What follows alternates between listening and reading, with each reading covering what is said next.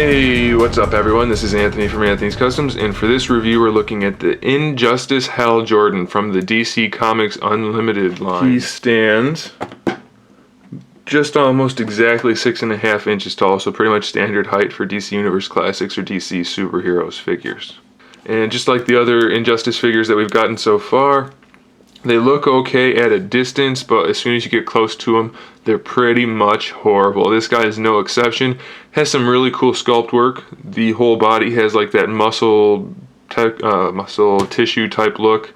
Really nice sculpt work everywhere except for the head. He's got a peanut head that's really poorly sculpted. I don't care for it at all. And mine's visor is or mask is all chewed up. So, not really the best situation there. As far as paintwork goes, there's shading on the chest where the green is, and there's no other shading. Okay, there's a little on the back and on the shoulders. Only on the center part then is where the shading is. No shading anywhere else. There's a little bit of dry brush type of texturing in the hair, but that's it. At least they painted the buckles though. I mean, it gives the guy a little bit of contrast. The wrist thing, the emblem's okay. It's a little sloppy, but it'll do. As far as the articulation goes, the head swivels. It looks up a little bit, looks down a little bit, so that's okay for the head. The shoulders are a ball hinge, but there's no bicep swivel in conjunction with that, so all you get is the shoulder joint. Then you have the shoulder hinge, which is pretty limited. And then they put the swivel in the forearm half of the elbow, which is the wrong half.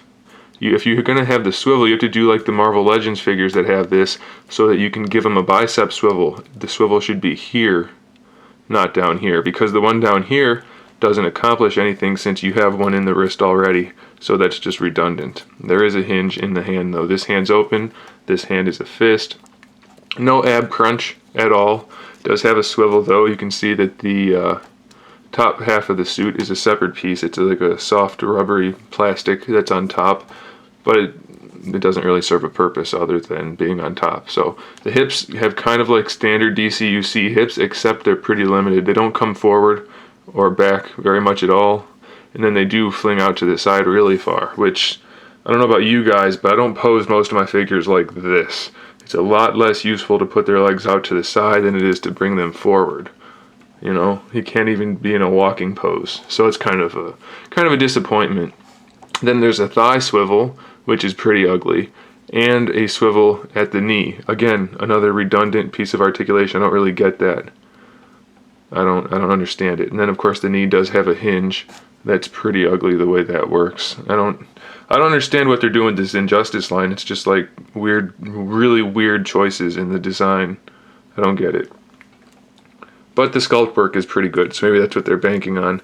Then he has an ankle pivot on either side, pretty decent. But one thing that I found a little bit weird, if you look at the feet, they're both pointing out. And since there's no ankle rocker, it's a little tricky to get him to stand.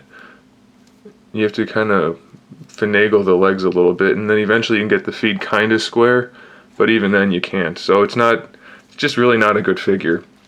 If you're a big HAL Jordan fan or a really big Injustice fan, I'd say go ahead and pick it up. But if you're not either of those things, this is an easy pass. It's really not a very good figure. And I mean, you could put him in a flight pose and he looks okay for a display, I guess.